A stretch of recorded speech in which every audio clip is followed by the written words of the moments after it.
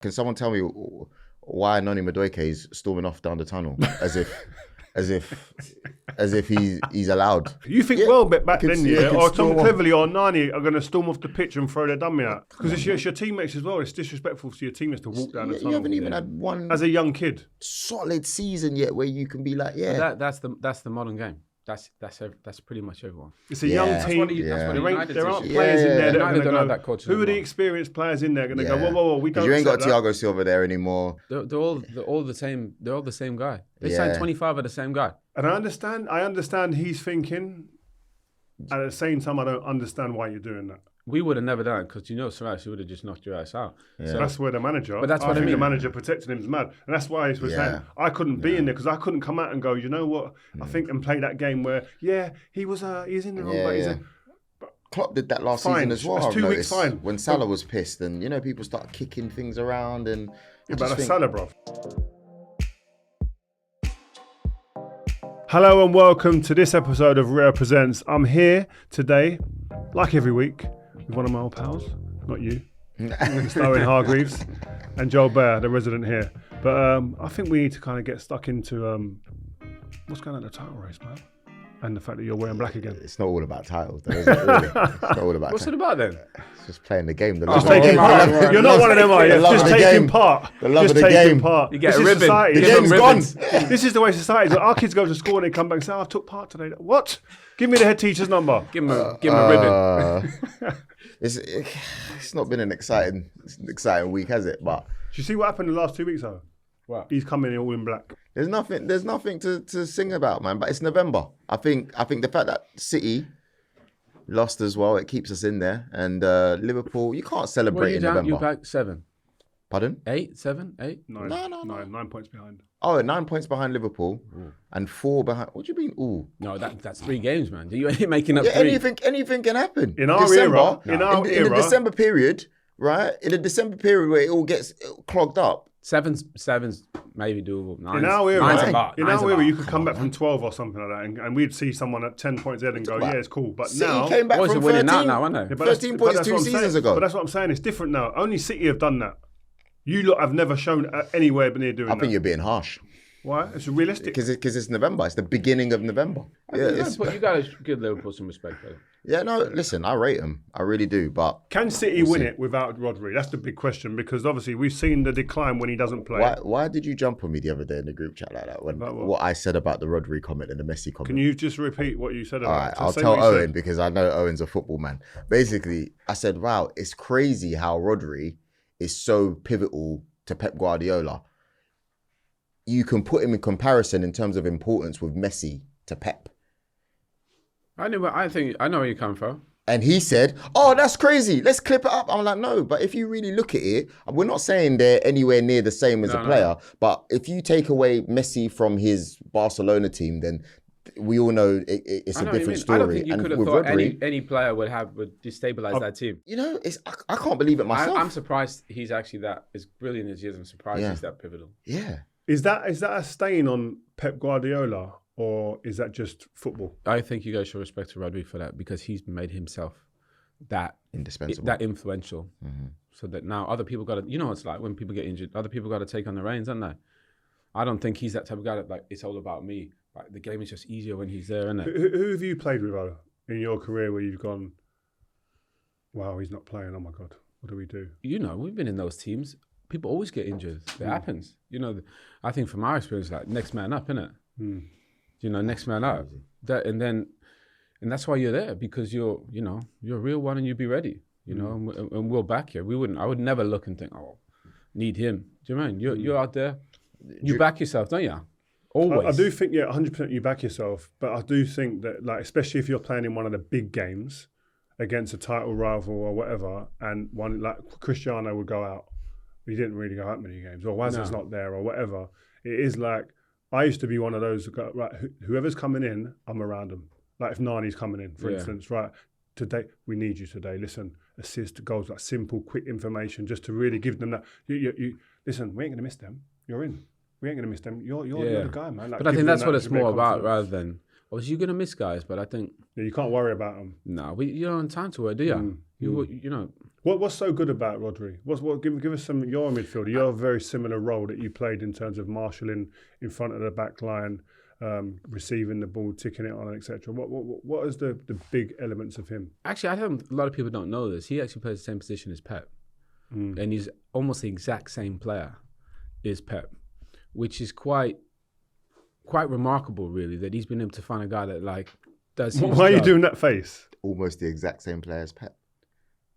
Bro, did you watch Pep? Did you watch Pep? End career, and from what I remember, I can't say he's the exact same player as Mate, Pep. played the position almost identical, just a bit bigger and just a bit stronger. Yeah, and maybe a bit more mobile. But I'm definitely talking more mobile. But I'm talking here, brain 2 steps ahead, and that's why he handpicks these guys, a Busquets and a Rodri, and that's why they're so important. People forget Pep was a mad baller. Mad baller. He was decent. Mate, he would look decent. No, he was But decent. you've not watched him. He was decent. No, do you know Bro, why I you say can't say decent? decent. Because Come there on, was man. other players there that were like superstars, innit? He was never the super. That's why I say when he's No, that's decent. like saying like, Busquets is decent. No, he was great. No, Busquets is amazing. No, he was amazing. Pep was amazing. Guardiola was amazing, bro. He was I'm top. telling you, he was top, and I think that's why. It's amazing that Pep sees those guys and he creates them like a Busquets and a Rodri, and you're right, they're not the stars, and they never will be, but actually they're the ones that make his teams tick because they played like him because he knows that position, Busquets, Rodri, and that's what's amazing about Rodri. He doesn't want to be the star from his talent, but he is a star because he makes everything flow, and that is he's got so much humility, which I like. He's not trying to be the star anyway. He's not trying to score the goals or get assists. But when he's in there, everything runs through him. If you watch a game of football and everybody's looking past the one guy, we play with guys like that. You just give it to him anywhere, anytime. That's Rodri. And I think when he's not there now, they just lack a little bit of control. That's the key word, I think, control. When sometimes, in a game, yeah, especially the top teams, even the top teams, there's some guys you think, I'm going to give it to that guy and not sure what he's going to do, or he's a bit of risk with the way he plays. The security and control that you get with a Rodri, where you give it to him, you can turn your back and close your eyes. It's like when I used to pass the ball back to Edwin van der Sar. I could turn away and run up the halfway line. Yeah. Not many goalkeepers I could do that with because I'd be worried about their first touch or where they're going to play it. Decision making, wasn't it? Yeah, Rodri, give it to him, and I go for 2 seconds. I could switch off and look elsewhere and secure the pitch in other areas, knowing that he's going to keep it for us, and then make a player ball in the right way at the right pace. But he is. I think I'm just looking at clips of Guardiola, bruv. You need to go on YouTube and look at him. Look, I'm not trying to play him down like that, but I passing the I ball think when forward. you said the only thing that got me is when you said identical player. No, in terms of playing the position? In the position, literally yes, identical. but identical player. I No, think nobody's is a bit, identical. People have different characteristics. But if you put those 3 side by side, that's just called evolution. Okay, Oh, fair enough. Owen dropping Fair enough. gems. That's fair enough. I'll take that. Evolution. No, it's true though, isn't it? Well, Bigger, from Pep quicker, to Busquets, same But player. you know- Rodri. but you Same know- player. But you know what? Technically thinking the game, but actually got a little bit Okay, quicker. who do you take out of those 3? Oh, Pep in his pomp, Busquets in his pomp, or Rodri in his pomp? Wait, whilst he's thinking, I'm telling you, I'm taking right now. Rodri. I'm taking Rodri as well. You taking Busquets? I know because you like. Do you know what? Do you know what? No, do you know what? Busquets all day. Do you know what it is with Busquets? All it is that if he's playing in a system where he's not protected the same, or he hasn't got the same people in front of him, I don't think you get the same Busquets. So, for example, when all the big boys, the big boys started leaving Barcelona, he was a bit more open. Do you see what I mean? Whereas Rodri, he can do both sides. No one's got better ball retention than Busquets. Oh yeah, no one. definitely. You ain't getting the that's ball. That's not even my. But It's his press resistance. He can get out of any press with a bit of skill that number 10 can't and that's do. what I mean. No one does that better than him. That's why I'm taking him, because they can press us high, they can press us in the middle third. I don't care. He will find a way to find a player in a better position and a more dangerous position. But I thought, as good as Busquets was, and he was amazing. Also having Xavi, Iniesta, Messi in and around, they could play football like nobody could. And he don't cover ground like Rodri either. Whoa. Rodri's not great at covering ground. Well, he's better than Busquets. He's more mobile than Busquets, but when the game opens up, I've seen him a few times. When the game opens up, bro, he's treading water. Well, no one's Kante, you know. I'm just saying. So, we're not trying to make him out like he's actually. No. But he is in a way. I love him. I think he's great. I think he's the best midfielder in the world right now. I had some friends. Rodri. Yeah. Best midfield. I had friends that were offended when we had Jody Morris last week because they were like, he's all right as a DM. Fernand, he can't do anything better than Fernandinho does. I thought, Fernandinho will come here, and we'll get him in soon. He'll come here and sit here and tell everyone that he didn't know that Rodri would be better than him. Daniel Badu. Because I think when he did arrive, I think there weren't many people sitting there going, "This is going to be the best midfielder in the world." No. We were sitting there thinking, wow, they've made a boo-boo here. To replace Fernandinho, he's way off it. But he also played in quite a destructive team at Atletico Madrid, didn't he? That were quite deep, and I think this just gets almost what he's evolved into has been, I think, nothing short of phenomenal. I'm impressed that he's actually become a defensive midfield player. As much as he controls the game and he sprays the ball over the pitch and tempo and everything, I think in transition, you saw even on the weekend, the Sporting game in the Champions League 4-1, that doesn't happen if Rodri's playing. He slows them down. No, and also kind of being in that defensive midfield position when it's crucial. You look at the 2 goals on the weekend from Brighton. They're right in and around where Rodri would be. Not saying they wouldn't happen, but in those moments defensively, the games at our level are decided in the blink of an eye. And the best guys are best in those crucial moments. Rodri's the best at that. How you played that position, right? And you was fucking unbelievable in that position, right? People, when I try and tell people about you, being able to cover the ground, positional sense, being able to stop things, are you taught that, or is it just in you? You know, like Scholes used to, you think he was out playing chess with people. He was 2 steps ahead of people, right? When you're playing that position, you got to be 2 steps ahead as well. Okay, the ball's over there. It could come out there. It's cut back. Penalty spot. I got to be there, right? So I got to feel that. If I'm looking over there or I'm ball watching, I'm not feeling that. Okay, Reed's there, Vida's there. Yeah, I got to be there. So you're thinking about more without the ball, even. Yeah, you know what it's like. All the top guys are analysing in milliseconds everything that's going on. So obviously we got the ball over there. We got where we are. We got my opposition. We got the 2 centre backs. You got to break that in real time, and I think that's the best ones do that. They make better decisions quicker in the crucial moments and make less mistakes. That's a fact. Rodri's one of them. Scholes is one of them. So I think it's easier when I know what you're going to do, but I would base my position almost on you sometimes. Okay, Reed's there. He's got that covered. Vida's got that covered. I got to be there.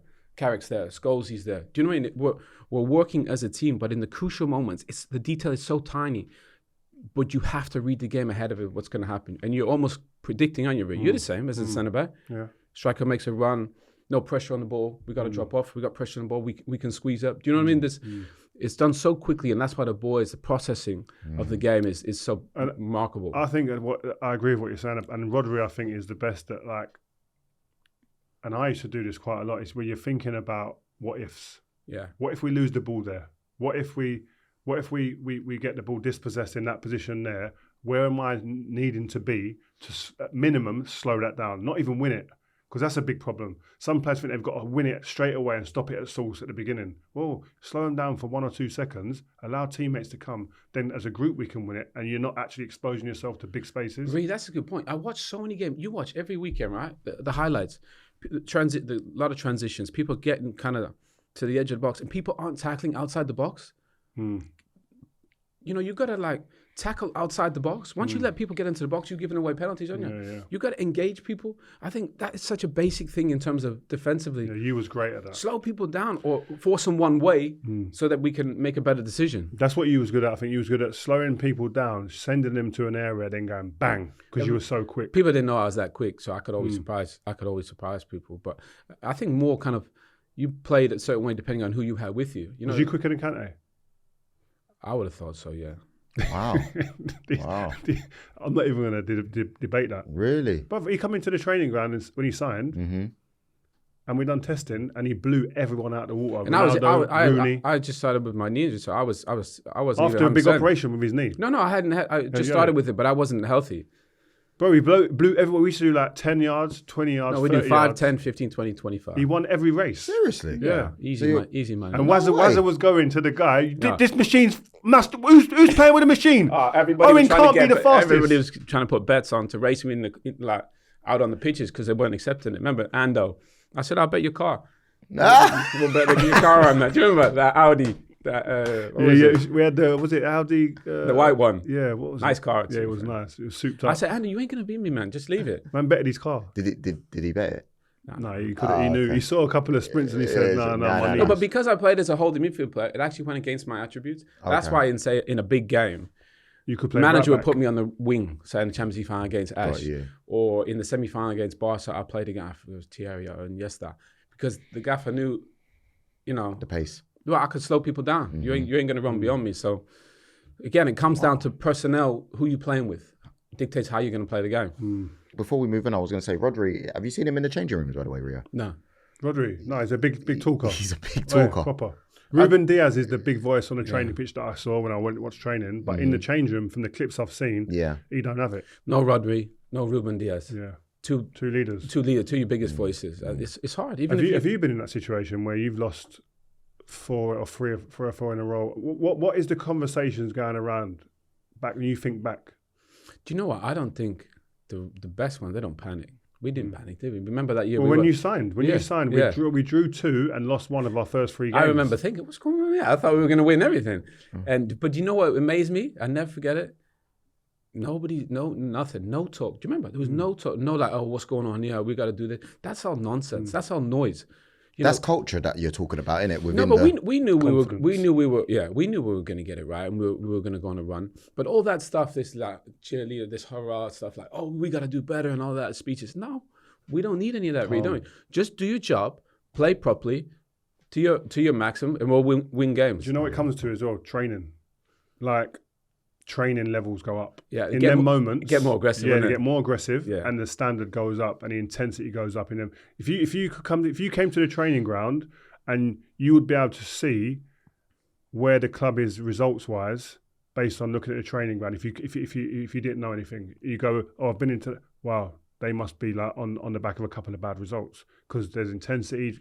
Arguments, fights. Less joking and laughing. No joking, and in the change room, still joking about. But on the training pitches, work because we've got to get this right to get it right in the 90 minutes on a weekend or in the Champions League.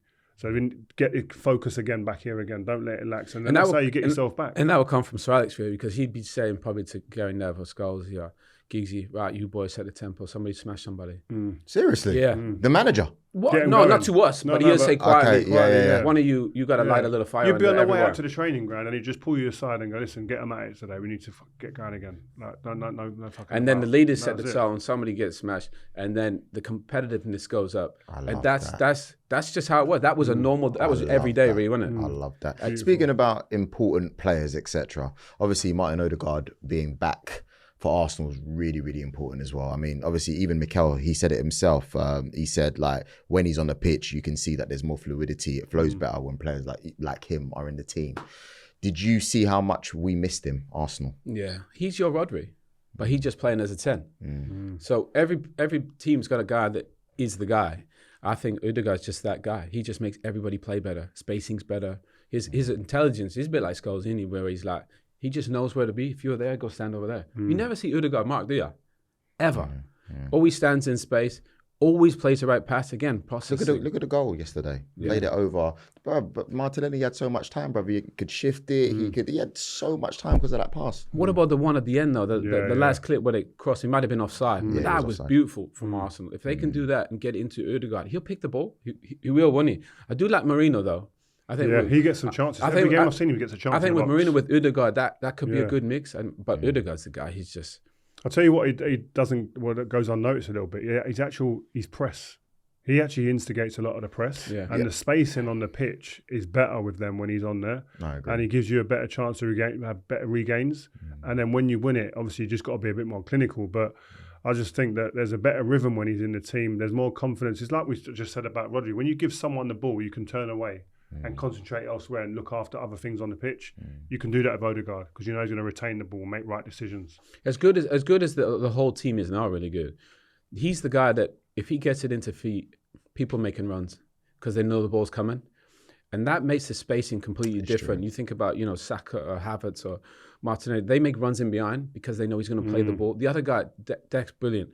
Or they're all good players, but the head's not up. Odegaard, his head's always up when he like Scholes. He's always looking, thinking, right, where can I play the pass? And I think that's what makes him so irreplaceable for Arsenal and Mikel. Do you know what? I'm not going to. This isn't to add pressure on these young players because I'd never want to do that. But I was just a bit disappointed in Arteta not giving Nwaneri a bit more of a chance. I see him come on the other day against dangerous, Inter. Isn't it? Look he dangerous. just looks like, but not even looking dangerous. He takes the ball and retains the ball. It looks after, just looks supremely confident. Plays like a grown man, doesn't he? Yeah, plays like an adult. Like, The turns as well, receiving it. He's not afraid to. But and you know he what, plays that Odegaard position. They've got another one underneath him, by the way, a kid called Max Dowman. I've heard. Yeah, I Please heard about go him. online Culture and comes check from out him. this kid. 15-year-old, isn't he? He might be 15 now. He was 14. I saw him coaching 18 and 19-year-olds on a pitch Wow. when he's playing with them. Mate, Bro, he's different. doing, He is. and he plays a little bit in that Odegaard position as well. Yeah, I've seen Bad him. player. They're super excited. Talking about important players, Bruno has just come out of nowhere, 4-4. Like after scoring 0 goals, and you in his first 13 games, and you look at him and think like, what's been the difference? I think he's just in the position where he should be. Do you know, if Ugarte and Casemiro are in there protecting, you've got 2 sitters. Bruno's just a 10. Do you look like under Ten Hag? There were times when he was playing false 9. He was on the left, he was on the right, and I think because he has such a big heart, he's trying to do so much. He was almost doing too much. Give Bruno the ball on the edge of the box, in and around it. Good things can happen. And I think Bruno's probably moving less in all these areas because at times, you remember you watching games, he's a defensive midfielder spraying balls. Do you mean? Or you'll see him pressing from the front, Yeah. like proper number 9 style, which I didn't understand because you're leaving gaps behind you. But Yeah, I think if he's in the right spot, you know, he's still Man United's best player, and he's the most, you know, his decision making is just brilliant. I think in and around the box, and he's creative, he's smart, he's a good finisher. He's just. I think the more looks they can give him in those positions in the final third, the better Man United will be in that. But that just means maintaining possession and penning teams back for a bit. Yeah. The problem Man United have had, where you're not going to get the best out of Bruno, is when it's a transition game. When it's up and down, then he's having to take more risks with the ball and less chance of him for putting people in. It lowers the average. But if you can give him more looks around the box, but maintain that area and territorial advantage, you've got a player who's one of the best in the world in those areas at creating chances. The stats don't lie, and your eye doesn't lie. He does it. But also, if you think if you got Ugarte and Casemiro, the balance is better, isn't it? You got 2 defensive midfield players. You got 10. Garnacho, Rashford, Højlund. He can just play in that 10, couldn't he? Because I think at times, maybe because of the balance of the team, Does he need to be more selfish, you think? No, I think he didn't. Maybe sometimes he was trying to do other people's job because they weren't doing it. Do you know what I mean? Like he'd go get the ball in midfield but they need him up there as a number 10. I think obviously with Ruben Amorim coming in, he's going to say, look, Bruno, we're going to run through you, but I need you in and around the box. You know, I need you to be the guy that. You mentioned Ugarte. And I think that's one of the big differences, the way that Ruud van Nistelrooy is set up. I don't think he's changed a lot tactically, just from the restarts. Maybe they used to start with a 3 at the back and restart, but he's gone back to a 4 when they restart. And I think that's to allow the 2 pivots in midfield. Yeah. And I think that's a big difference. Ugarte, he's just made 8 tackles against Leicester, most any player for Man United has ever made since the stats have started coming out. What is he? Who is he? Who can he be for Man United? That's what he is. He's a walking tackle. No, but that's good though, because he'll get you the ball 8 times. So that's 8 times you're going to get Bruno another look. You give Bruno 8 extra looks in the game, what's going to happen? Ball going to end up in the back of the net. And that's why people, when you try and play a number 10 in that position, hey, number 10s don't tackle. And City probably have a little bit of that right now. They got three ballers in there, but in crucial moments when you got to win a ball like against Brighton, that's not their specialty. Ugarte is a specialist defensive midfield player. Wins tackles. Not the most beautiful, but he's a bit Caicedo vibe. And I like that. I like my defensive midfield player to play like that. But again, it goes back to, you spoke about, Odegaard or Rodri. You need the right partner for Ugarte. Is that going to be Casemiro? Is that going to be Kobe? But I do. Does he need a playing 6 next to him, or does he need another enforcer like Casemiro? I like playing as my own 6, because that means I could just go clean up. Whereas if I got somebody next to me, got 2, then sometimes actually, if he's really good defensively too, like if I played with Anderson, right? Anderson was a brilliant player, but he was better at bursting.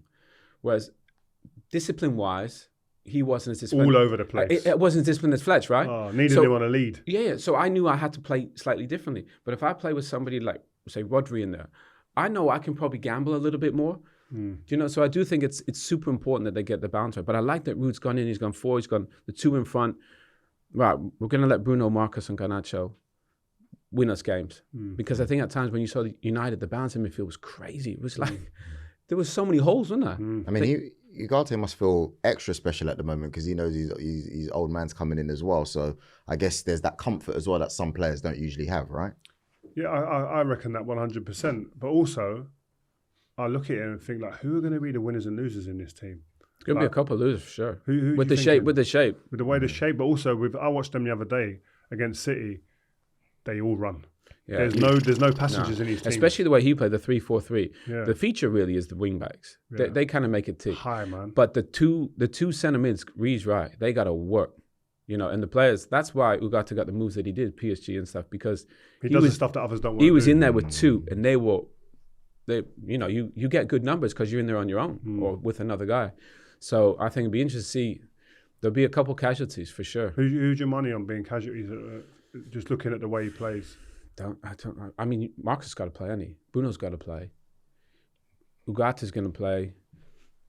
I don't know. He only plays two in there, and you're right. They both got to have legs. So and the wing back position's got to have legs. I'm not sure at left wing back he's going to have now. It's a mad. I think that's a position you're going to have to invest in because Luke Shaw's not fit enough. I think if you've got a fit Luke Shaw, he's perfect for that position. Perfect. But he's been out for 9 months, isn't he? It's a big ask for him. It's ridiculous. Like also, with the Garnachos and Rashfords aren't going to be wingers no more. No, they're narrow forwards, aren't they? Narrow forwards, number 10s. But that will suit Marcus. Yeah. That will suit Marcus. Garnacho, I'm not sure if it will suit his game.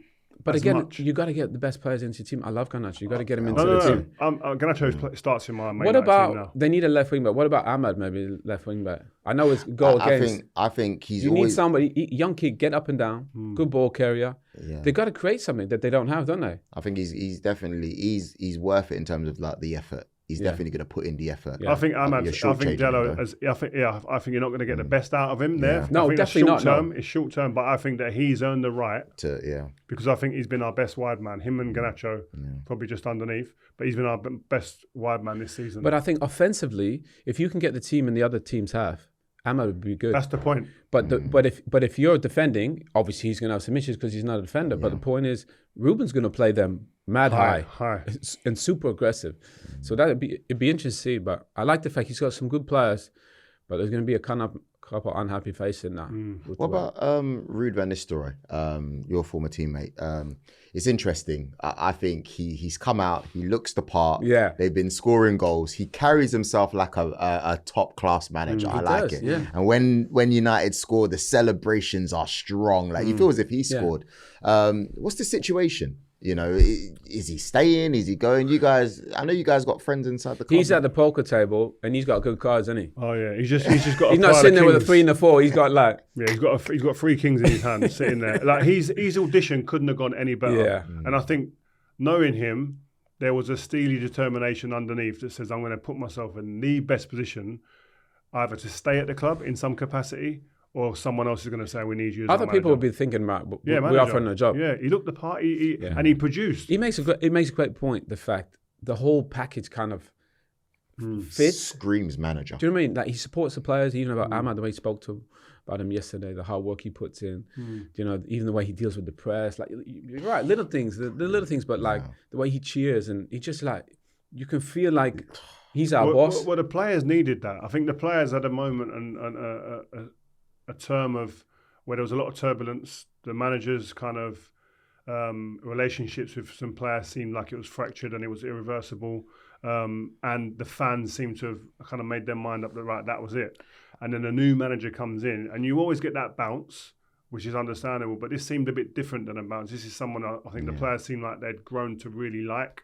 They appreciated he's kind of in the way that he kind of informed them of different bits and pieces, tactically, individually, as a team. And I think that there was a genuine, we want to do well for this guy. That's what it felt like. It'd be interesting to see what they do now because... He's not staying. You don't think? No. I think you got to keep him there. I'm with Owen. I think you need a player within there, or just for the fans, to say, it's like, I think changing staff all the time with 5 new guys. We've been sitting here waiting for a manager or a coach to connect with the players. We have one right now. Why are you going to get rid of him? Yeah. The biggest sticking point and the biggest question mark will be the manager.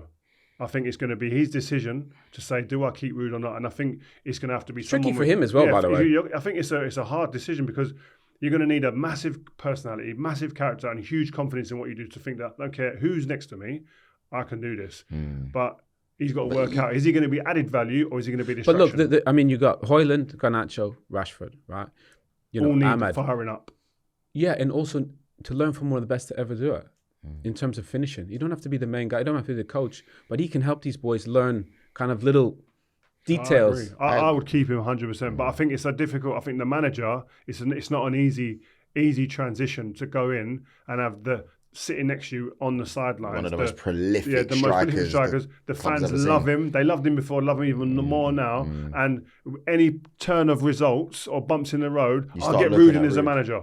Like, that's a big thing to deal with as a manager. You have to have some big balls. That's why I don't think he's saying. I reckon Ruben has his own team that he's going to want to bring in, and I just think he's going to want to do things his way. That's what I think. But you're right. He'll bring in his own team, which is important because that's why he's here, because he's had success with them. They got to come, but and is it good enough though for Ruud van Nistelrooy to just be that guy? Work with the players, get the best out of them. Because the way he's moving for me, that's fair. He's moving for me as if, listen, I'm ready to roll. Like West Ham, that job can become available at any minute. Crystal Palace as well, not looking too good. But I think he's ready. When them jobs come up now, he's going to be on that list. Yeah. And I think is if I'm him, I'm at West Ham. But when these jobs come up, if I want to go, I'm going. Do not stand in my way, because I've earned the right. He's managed it in Holland. He's done 4 games here. I know it's only a short term, but he's shown that he can actually galvanise a dressing room. He can get people back on track. The team seems to be now playing more. Listen, by the way, they only played 4 games. 4 games, and the opposition and 4 at home, by the way. Yeah, they're not high level teams, but you still, Man United were struggling against those teams before. Yeah, do you know what I mean? So he's changed it. Rio, the media. If you look at your last 3, 4, 5 managers, it's not really been good. Erik Ten Hag, I think his media skills were absolutely dreadful. You know, I know some of it is. I know some of it is like the language barrier, so I do have grace for him there. But I think it was trash overall. You're right. You got to play the game a little bit. You know, with that, because it just, when you're under pressure, I think that Eric kept saying, "Oh, they were playing well and they weren't lucky," and everybody was like, "What? Yeah, what game are you watching?" Yeah, exactly. That's no good. Whereas I think Ruud, because he played, he gets it. He understands what the fans want. You played in a team. This is that had a change of managers. Midfielders. Yeah. He left. He was given the sack at Bayern Munich. Yeah. And then Felix Magath comes in. Yeah. Like, what's that dynamic? Because these players are going through that now. What's that dynamic like? And any nice stories about that time? Yeah. I mean, we went. Ottmar Hitzfeld was won the Champions League twice. Once with Bayern, once with Dortmund. Crazy gentleman. Used to be ex-teacher, so he never raised his voice ever. But because we're at Bayern, you win the league and sometimes you win the double. That's calm. Our president at the time, he was like, "Look, we got to get these boys, give them a rollicking and make them run around a bit more." He thought we were too comfy, so he brought in somebody that was the opposite. And I remember like the first day, and we had a mad team, by the way. We just had internationals everywhere. Name some names, please. I remember everybody. We had Khan in goal. We had Willy Senor, Vicente Lazu, 2 best fullbacks in the world at the time. We had Lucio. We had Ballack. We had Schweinsteiger, Lamb. We had everyone. We had an all-star team. But I remember he coming in, and it was just like, it was like military. That doesn't really work like that, because then the guys lose a little bit of love. Like, coming into training every day with a manager that plays ball like Ruben Amorim, that's a beautiful thing. If you're coming in throwing medicine balls, that's not what I worked. I must throw medicine balls. That's what I left Brazil for, to do. So it's tricky, but you just don't know. It's like when you go into a new school as a young kid. You got all these new people around. You got a teacher. Who am I going to connect with? Who am I going to vibe with? But I do think back then managers used to come in and light a fire. Ruben's not going to do that. You know, he's not going to come in, and he's got that. Talk about people skills, by the way. Yeah. This guy, great emotional intelligence is the best. Even in mad stressful, he gets a bad question. He's just smooth as anything. So I think these United boys, they're going to absolutely love working under Ruben. How mad was he, Magath? Like, what was the other little mad things that he would do?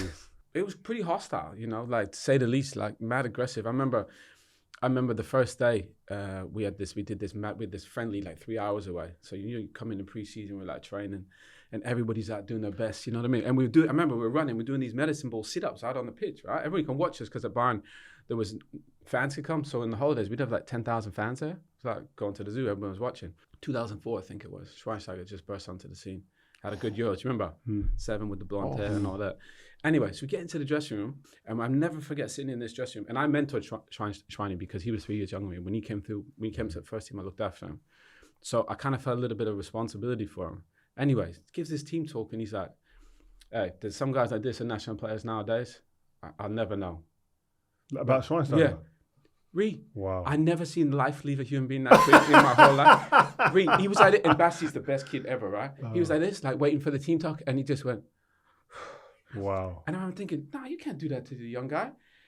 But that also set the tone for this is what it's going to be like. Deal with it, sink or swim. And to be fair, Basti earned his stripes, and he ended up becoming one of the best to ever do it. But the point is, certain managers use stress and pressure. I don't think it's necessary, because I think all of us have left home on our own. We know how to cope. You don't need to prod us, do you? You know what I mean? But I think some managers, maybe it's an insecurity. They think, well, I'm going to destroy you, and you're going to fight back or not. Do you know what? Can we just go talking about like young player when you were young? Did you see that clip about Garnacho the other day? Yeah, the one when he was running on a 1-on-1 and he scored and he No, celebrated. the fan one. Yeah. That horrible clip, That man. was out of order. That. Oh, bro. That's a liberty. That guy's out of order because I know for a fact on another day he's asking Garnacho for an autograph and a picture. Yeah, it's that liberty. was tasteless. Yeah. Do you know, on top of that, I thought he dealt with that quite well. He dealt with it beautifully because I don't think I'd have dealt with it as because he had time, didn't he? He was there and he was like going, but he knew he was going to come back. It's rude, man. But why go there to support your team if you're going to talk to your players like that? Yeah. Bear in mind, he's with Bruno Marcus, he's your best player. Wait, can I just drop a stat here from Statman Dave? Like, none of these players that I mentioned after this have more goals and assists this season than Garnacho. And this is how this guy's talking to him. Saka, Dembele, Mbappe, Leao, Nico Williams, Michael Elise, Phil Foden. And he's getting treated like this. And then he's having to mute his celebrations around the goal. And I don't think it's about Garnacho, because if anybody that watches him play knows he's a player. Effort. That's about that fan trying to give himself some attention. And then imagine posting that, because Garnacho doesn't look bad. Yeah, he does. The guy looks there. The guy looks like an absolute fool. But what about the line he said at the end when he walked away? He went, what did he say? He didn't like that. He says something like patting himself on the back. Yeah, like you shut up, man. It's hard enough for the boys, like as young kids, dealing with the pressure and expectation. Of course, there's things he could improve. Nobody's perfect. But if I was a coach and I had a kid like Garnacho, man, I'd be doing everything to help him. Yeah. No, just to help him be great. I mean. I'll be on him all the time He's to not make him be flawless. better. Nobody is, but he does, I'd say 98% good. Yeah, no, I proper rate him. I know that sometimes people say, okay, yeah, he's more of a sub for United, maybe in a better team. But I think for me, even the way he took that goal, the best thing about him is he'll make mistakes, and sometimes you go, oh, what are you doing? But he still goes back. That's a great point. He tries though, doesn't he? That's his point. He's a great point. He's a trier. He gives you everything he's got, right? Yeah. He reminds me of Nani in that sense. Yeah. Nani never always picked the right decision. Nani never always executed at the end of it, right? Yeah. But one thing he never lacked was balls. Yeah. To go again. Give me it again, because I'll tell you one thing. The amount of players that had ability but made a mistake on the big stage and then went into their shell and said, no, I'll pass it out there, or took the easy option every time. Yeah. There's loads of them. There ain't many that get up and go, give it to me again. I've lost it 3 times, but give it to me again. He's got big he's got a personality to be a superstar because of that. Because of that. And even the way he engaged with that fan, 98% of players wouldn't have said a thing. Yeah. But he's like, and I do think he has a personality trait which is that's designed to be a star. That's the Ronaldo in him. That's the separator. Like there's other players who have more ability than him, but they will not have the character and the personality and perseverance to elevate and stay. Just work in it. Just work. Keep pushing away. Just graft. Keep pushing. He does that good. And it was important as well, because when he scored, he didn't celebrate. And then Bruno said that post-match, it was because of that. Do you reckon that's true? Or do you reckon he did it in a way to kind of like highlight that we don't want this from our fan base? I would say don't read anything if you're a player. It's hard because everyone's on socials. Is that what you do? When I played my best, I remember I was in the English squad, I got picked and I got booed for being in the squad. I got booed for being in the squad. I just won a double or bind. I remember thinking, but it is what it is, right? But I remember thinking, look, I got to turn this around. And there was newspaper articles, there was people, like, I'm not going to name names, people I work with now going on saying he shouldn't be in the squad. But the point is... Name the names, man. Who said that? No, we work with them. We know, like, close. But you know, it is what it is. It's cool, right? Sometimes people have lazy opinions. It's my job to turn it around. If I'm reading that, if I'm reading that, I'm distracting myself. Lineker. Lineker. No. It wasn't. But there was people in around, which is fine, right? I get that. But the point is, it's my job to play. If I'm reading that stuff, it distracts me. And I remember that World Cup, I went into, went into my room, no telly on for a month. All I had in there was a mat, because I used to do sit-ups and, push-ups and yoga, tunes, and a coffee machine. And I swear, I didn't read one thing. I went back to this room, I trained. And when I went out on some pitch, I didn't want to be thinking, oh, he's mad at me, or he don't like me. Rubbish. I'm going to go out and play. And then at the end, you can critique me. And that's my point. His reaction lets me know he's reading stuff, which is fine. But actually, and it's affecting him celebrating a goal at Old Trafford. It's joy, man. Celebrate. Block out the noise. It's all crap. It doesn't mean anything. Focus on your craft and enjoy the big moments. But yeah, I'd say, seriously, I know it's hard. Don't read anything. You see, I used to like reading it because I used it as fuel. Because I remember all the names, all the people who were saying this, that, and the other, and it used to ignite me a little bit. No, I know, it would me too, but you know what, I don't want to see you in the tunnel before the game, covering the game, because you know what I'd want to do? Exactly. Yeah. So I don't want to see you, because that would distract me from my craft. Do you get me? I think people are different. Was it right? I never knew Reed was a fisherman, was he? Fishing. I just want to know, man. I just want to know. Listen, it's been great so far, but before we end it, I want to talk about midfield balance. Obviously, someone such as yourself, who better to ask, right? If you were able to pick 3 midfielders to get the best balance, who would they be? What, in the Premier League? Premier League. Come on, you join me in on this. So best midfield, it's got to be Rodri, so that's 1. We play in a 3, yeah? Yeah. So we play Rodri. De Bruyne, the first 2 names on the sheet. It's just then there's 1 in between. I probably want somebody a bit jinkier. Like a dribbling. Bernardo Silva. Yeah. Oh, I love Bernardo. So you're picking them 3? Wait. We've got a few more. Wait. Come on. Yeah. You could put Bruno. There's Bruno, Odegaard, Declan Rice. Bruno's not better than Odegaard. No, but I'm just saying that there's other people to consider. Okay. But I just want to put it out there. What? That he's not Bruno's better than not Odegaard. better than Odegaard. He's not. They're different. Bernardo's such a smart player, though. Yeah, very intelligent. Bad player. Would you consider him world class? Bernardo Silva. Yeah, Bernardo. I actually think he's one of my favourite players. Okay. I've seen him play holding midfielder against Chelsea and best player on the pitch at Stamford Bridge. False 9. False 9.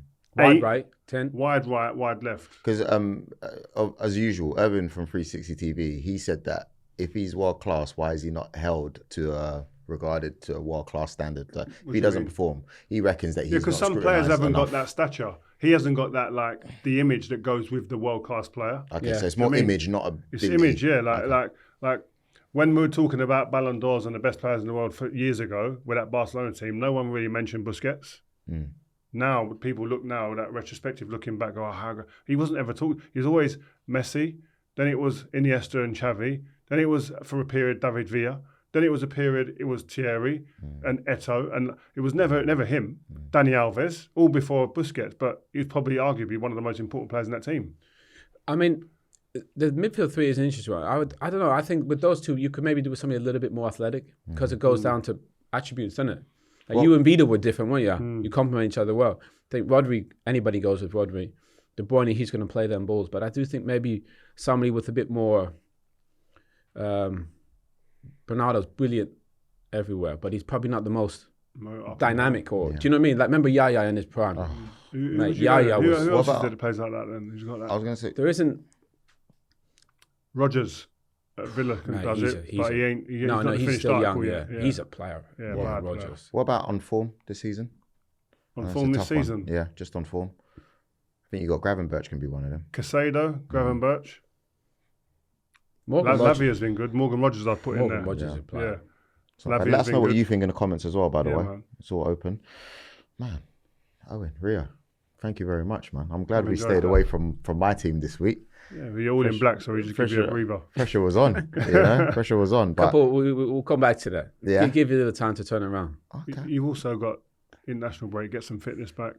Your manager already told the manager of England, don't pick Saka and Rice. Wait, but Did you think you'd be here November? You think you'd no. be no. Hell no. I thought I was going to be dancing I know, around. but everybody did. I thought Everybody had him down. You lot let me down, man. Do you? I've got a question to ask you. If he doesn't, I don't want to do the sacking talk, but let's. He's talking about sacking. Wait. We need another hour. No. I just, this is just for me personally. This is my thoughts. I can't breathe. In my yard during the weekend. Do you think it's as clear cut as if he doesn't win anything this season, then it's he needs to go? No, he can't let him go. He's the biggest breath of fresh air that you guys have had. Agreed. The point is, it takes time to build towards that. One thing I think you need some more experienced players. Mm-hmm. You need a couple guys that have been there and done it at the end. A Bernardo Silva type guy. I think you need a striker, you need some experienced guys. But I do think Mikel's done an unbelievable job. But the hardest step is this one to the champion. Yeah. And you saw even Arsenal against Bayern last year. Look at all experienced Bayern now. You were in a better place than Bayern, but Bayern beat you. Mate, we looked at that match and we thought, ooh. But you need experience. Experience one. And I think they got to address that. And now even Edu leaving, that's crazy. So they got to somehow find a way to address that. But I do think experienced guys been there and done. But let's be honest, it's not because I want to. That's what a lot of people are saying. You go online. Not a lot of people. But again, fan base. What did I say before? Don't read stuff. Yeah. Block it out. You're reading too much. No, you reckon? You can't read the emotional comments after a game. Yeah, you can't read those emotional comments after a game. Yeah. I know what you mean, but that shows how much people care about their club. Yeah. But I don't think so. I'm just saying, for me, quickly, I just think you can't, he's done too much positive moves, man. And on top of that, you don't know if Pep's going to be there next season. You got the right man, stick with it, man. What do you mean about Pep? What does that mean? I reckon Pep goes and the league changes, man. But nobody would have had you guys 9 points behind Liverpool. Yeah, and no one would have had Liverpool 9 points above Arsenal. And no one That's would what have I mean. No one would have had that. Or 13th. Listen, that's a great way to end the show, guys. Little jab at the end. All right. All right. Good night, guys. That's what you deserve that. Yeah, I was going to say, you got interviews coming out this week. Yeah. We I see Edwin van der Sar in Korea last week, so we done a little interview with him. He talks about some real personal stuff that he's been through, but also his roles at various clubs, but also winning the Champions League. He doesn't speak much, He doesn't do too many interviews. What a gentleman everyone was. Beautiful guy, isn't it? Amazing player. But what I say, remember you saying that when we started slow and didn't win, Edwin, calm. Never, no stress from it. Gentlemen. Yeah, but a great guy. So look out for that one.